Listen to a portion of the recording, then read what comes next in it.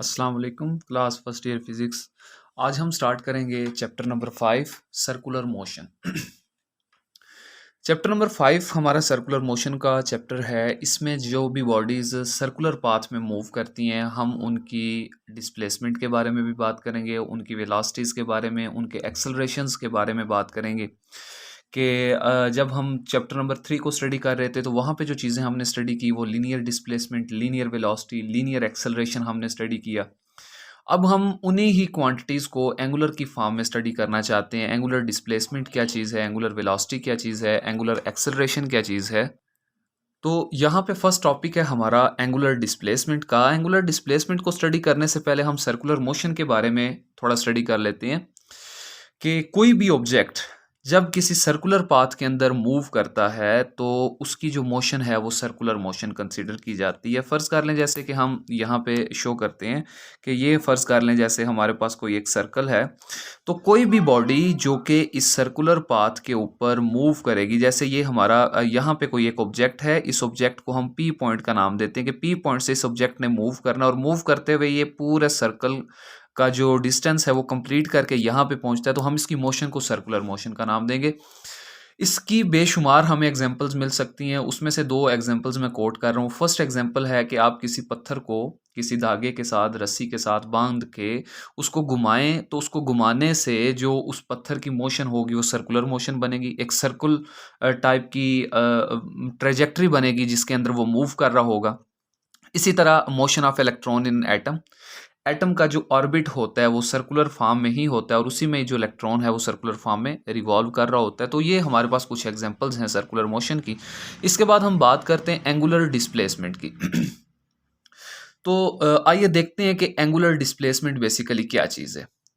अब देखें कि एंगुलर डिस्प्लेसमेंट को समझने के लिए अगर हम यहाँ पे इस चीज़ को देख लेते हैं, इस फिगर को हम थोड़ा सा देख लेते हैं कि आप देखेंगे हमारे पास एक पॉइंट P है और एक पॉइंट P1 है। एक बॉडी है वो इस पॉइंट P से मूव करके P1 पे जाती है, तो ये जो डिस्टेंस वो बॉडी कवर करेगी, इस डिस्टेंस को हम नाम देते हैं लीनियर डिस्टेंस का और इसको हम रिप्रेजेंट करते हैं S के साथ। इसको आर्क लेंथ का भी नाम दिया जाता है, अक्सर आपने सुना होगा, इसको हम आर्क लेंथ का नाम देते हैं। ये तो हो गया लीनियर डिस्टेंस। लेकिन अगर बॉडी P से P1 तक मूव करके जाती है और इन दो रेडियाई के दरमियान हमारे पास ये जो एंगल थीटा सबटेंड होता है, इसी एंगल थीटा को हम एंगुलर डिस्प्लेसमेंट का नाम देते हैं। तो इसको हम डिफाइन भी कर लेते हैं। The angle subtended at the center of circle by a body moving along a circumference in a given time is called angular displacement। किसी टाइम t के अंदर जो बॉडी P से P1 तक का डिस्टेंस कवर करेगी, ये जो आर्क लेंथ कवर करेगी, इस दौरान जो हमारे पास एंगल सबटेंड होगा यहाँ पे, उसको हम नाम देंगे एंगुलर डिस्प्लेसमेंट का। इसकी एक्सप्लेनेशन को भी यहीं से ही वो रिप्रेजेंट कर रहा है कि जैसे हमारे पास कोई एक रॉड है, इस O से P तक का जो डिस्टेंस है इसको हम पोजीशन वेक्टर से रिप्रेजेंट करते हैं, उसको हम R का नाम देते हैं, उसको हम रेडियस के तौर पे भी रिप्रेजेंट करते हैं। कहता फर्ज कर लें ये OP एक रॉड है और ये यहाँ से रोटेट करता है, सर्कुलर फॉर्म में मोशन करता है और मोशन करते हुए ये कुछ पॉइंट P पे जब पहुंचेगा तो इस दौरान ये कुछ एंगल थीटा भी यहाँ पे बनाएगा।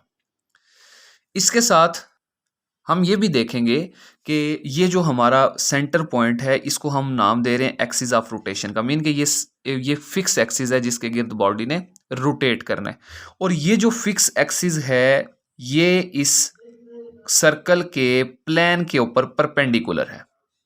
जैसे आपके पास ये पेज आपको नज़र आ रहा है, इसको अगर मैं सर्कल का प्लेन मान लूँ तो ये उसके ऊपर मैं अगर ये बॉल पॉइंट खड़ी कर देता हूँ तो ये हमारा एक्सिस ऑफ रोटेशन है।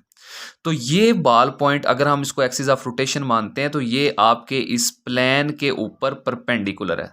तो हमेशा जब भी हम एंगुलर डिस्प्लेसमेंट की बात करते हैं तो उसमें एक्सिस ऑफ रोटेशन हमेशा प्लेन पे परपेंडिकुलर आता है हमारे पास। अब वो जो हमारे पास एंगुलर डिस्प्लेसमेंट की डेफिनेशन आ रही है उसको मज़ीद थोड़ा सा और वो वाज़े करना चाहता है, उसको क्लियर करना चाहता है। उसके लिए कहता है कि अगर बॉडी ने कुछ डिस्टेंस P से P1 तक कवर किया और ये जो डिस्टेंस बॉडी ने कवर किया ये किसी टाइम T में उसने कवर किया, इस दौरान जो उसका टाइम था वो हमारे पास टी टाइम था।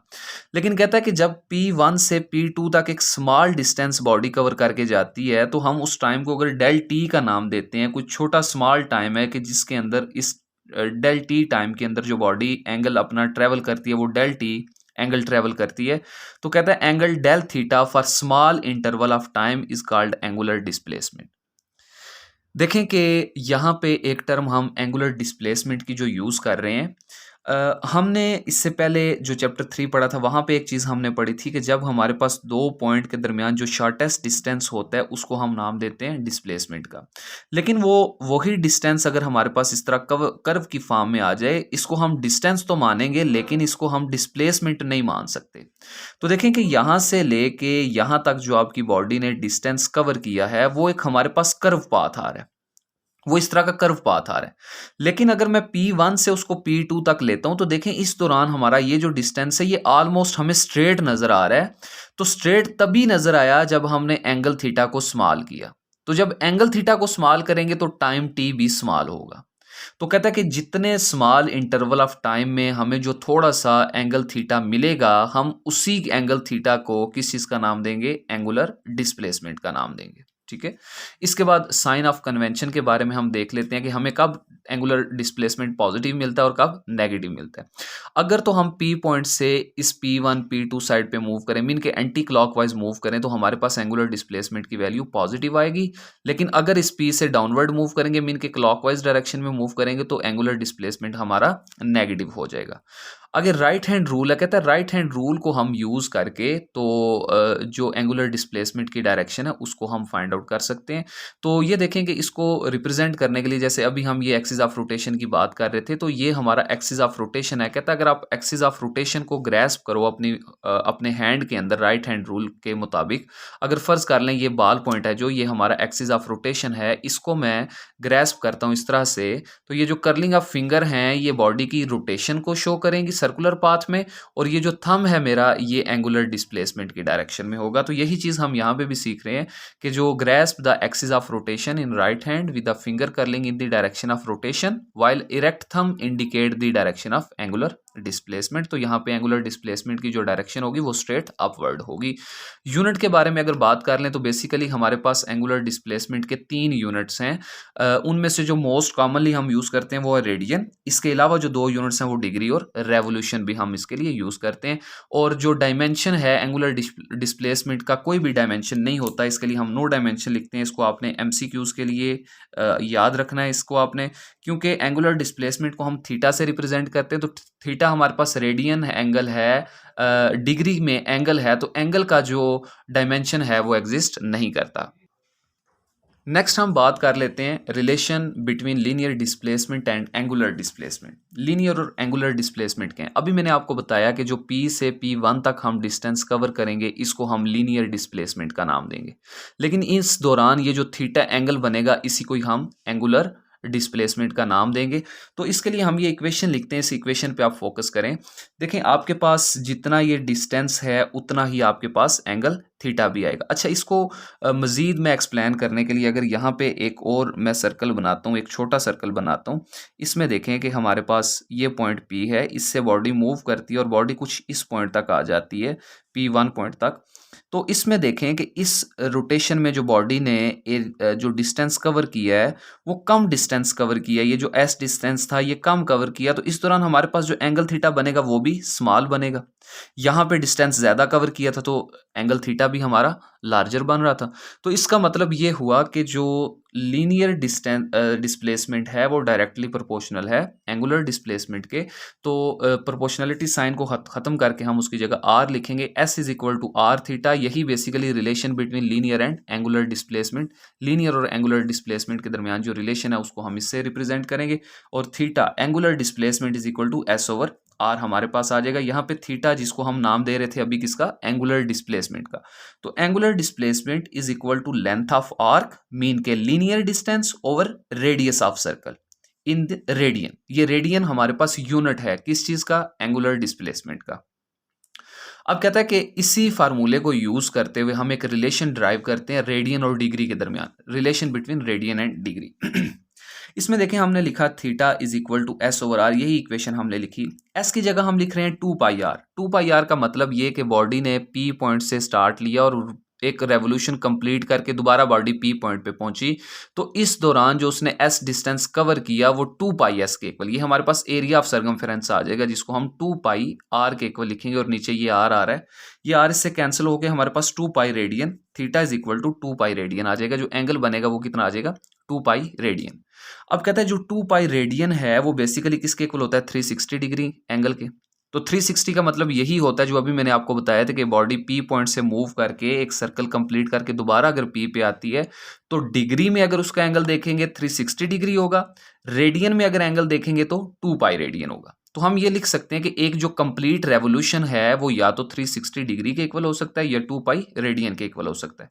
अगर यहाँ से हम 1 रेडियन की वैल्यू को फाइंड आउट करना चाहते हैं तो हम लिखेंगे 1 radian is equal to 360 degree over 2 pi. ये पाई की जगह आप 3.14 पुट करेंगे, इसको सॉल्व करके आपके पास 57.3 डिग्री आंसर आ जाएगा। इसका मतलब है कि जो 1 रेडियन एंगल है उसमें 57.3 डिग्री का जो एंगल है वो कवर होता है।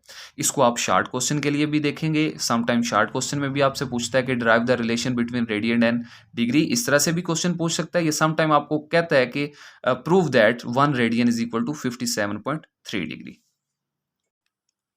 इसके बाद हम बात करेंगे एंगुलर वेलोसिटी की बात करेंगे, 5.2 टॉपिक है हमारा।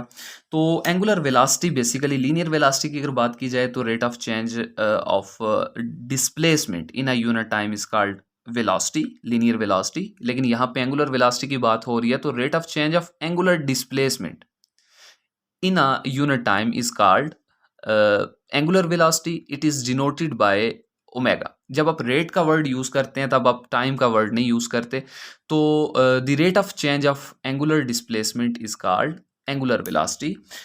और इसके अलावा हम इसका जो फार्मूला है उसको अगर देखें तो हमारे पास आएगा ओमेगा। ओमेगा को बेसिकली जो एंगुलर वेलोसिटी है उसको हम रिप्रेजेंट करते हैं किसके साथ, ओमेगा के साथ। तो omega is equal to angular displacement. अभी हम ये पढ़ के आए हैं कि थीटा किसको रिप्रेजेंट करता है, एंगुलर डिस्प्लेसमेंट को। Theta is equal to angular displacement over time. तो अगर हम एवरेज एंगुलर वेलोसिटी की बात करें तो उसमें जो टोटल हमारा एंगुलर डिस्प्लेसमेंट होगा उसको टोटल टाइम से अगर डिवाइड कर दें तो हमारे पास जो वेलोसिटी आएगी वो एवरेज एंगुलर वेलोसिटी होगी। इसी तरह इंस्टेंटेनियस एंगुलर वेलोसिटी की अगर बात करें तो इंस्टेंटेनियस एंगुलर वेलोसिटी में हम टाइम को अप्रोच करवाते हैं जीरो को, यानी कि इतने स्मॉल टाइम के अंदर जो एंगुलर डिस्प्लेसमेंट होता है किसी यूनिट टाइम टी में, उससे जो हमें वेलोसिटी मिलती है उसको हम इंस्टेंटेनियस एंगुलर वेलोसिटी का नाम देते हैं। इसके लिए भी इसकी डेफिनेशन मेंशन कर दी है मैंने। The limiting value of del theta over del T, ये लिमिटिंग वैल्यू है del theta over del T की, as the time interval del T approaches the zero, जिसमें टाइम टी है जो ये अप्रोच कर जाए जीरो को, तो उसमें हम ये डेल थीटा और डेल टी इसको हम नाम देंगे ओमेगा। ओमेगा रिप्रेजेंट करता है angular velocity, angular instantaneous velocity, और उसके लिए ये फार्मूला लिखेंगे। डायरेक्शन की अगर बात की जाए तो जो एंगुलर वेलोसिटी है बेसिकली एक डायरेक्ट हमारे पास वेक्टर क्वांटिटी है, तो इसकी जो डायरेक्शन होगी वो along the direction of axis of rotation, mean कि जिस डायरेक्शन में हमारा एंगुलर डिस्प्लेसमेंट आया था थंब की डायरेक्शन में, सेम उसी तरह थंब की डायरेक्शन में अभी हमारी जो एंगुलर वेलोसिटी है वो भी आएगी। और यूनिट इसका हम लेते हैं रेडियन पर सेकंड में। इसी तरह से हम बात करेंगे एंगुलर एक्सेलरेशन की। अब देखें एंगुलर एक्सेलरेशन बेसिकली क्या है, rate of change of angular velocity. जब एंगुलर वेलोसिटी किसी यूनिट टाइम टी में चेंज होगी उसको हम एंगुलर एक्सेलरेशन का नाम देंगे, और एंगुलर एक्सेलरेशन को हम अल्फा के साथ डिनोट करेंगे, alpha is equal to omega over T. और फिर अगर एवरेज एक्सेलरेशन की बात की जाए तो उसमें जो टोटल हमारी वेलोसिटी होगी उसको टोटल टाइम से डिवाइड कर दें तो हमारे पास एवरेज एंगुलर एक्सेलरेशन आ जाएगा। इंस्टेंटेनियस एंगुलर एक्सेलरेशन की अगर बात की जाए तो जो लिमिटिंग वैल्यू हमारे पास del omega over del T की आएगी, ये लिमिटिंग वैल्यू जिसमें टाइम टी अप्रोच कर जाता है जीरो को, तो उसको हम नाम देते हैं इंस्टेंटेनियस एंगुलर एक्सेलरेशन का नाम देते हैं। ये हमारे पास इसका फार्मूला है। और डायरेक्शन, जिस डायरेक्शन में हमारी एंगुलर वेलोसिटी होगी उसी ही डायरेक्शन में हमारा एंगुलर एक्सेलरेशन भी उसी डायरेक्शन में होगा, मीन के एक्सिस ऑफ रोटेशन की डायरेक्शन में। और यूनिट अगर इसका हम देखें तो यूनिट हमारे पास इसका आएगा रेडियन पर सेकंड स्क्वायर। इसी के साथ अगर इसकी डायमेंशन की बात की जाए तो हमारे पास जो इसकी डायमेंशन है वो आएगी, dimension is equal to time inverse square. अब देखें इसकी डायमेंशन हम फाइंड बेसिकली कैसे करते हैं, इस फार्मूले को, ये जो फार्मूला अभी हमने लिखा था उसी फार्मूले को अगर हम यूज़ करें तो हम लिखते हैं omega over T into sorry omega over T square हम लिखते हैं। अगर हम वेलोसिटी के फार्मूले को देखें, वेलोसिटी का फार्मूला, ये अभी हमने वेलोसिटी वाला जो टॉपिक देखा था उसमें देखें ये फार्मूला अगर हम लिखें radian over second, radian basically हमारे पास यूनिट है किसका, एंगुलर डिस्प्लेसमेंट का, और सेकंड हमारे पास टाइम का यूनिट है। तो देखें रेडियन का कोई डायमेंशन नहीं है, सेकंड का डायमेंशन टाइम है, तो ये टाइम इनवर्स आ जाएगा। सेम इसी तरह जो एक्सेलरेशन की हम बात करेंगे तो एक्सेलरेशन में हमारे पास टाइम इनवर्स स्क्वायर आ जाएगा। तो आई होप सो कि आपको ये लेक्चर अच्छी तरह से समझ आया होगा। इंशाल्लाह जल्द ही हाज़िर होंगे नेक्स्ट लेक्चर के साथ। अपना ख्याल रखिएगा। अल्लाह हाफ़िज़।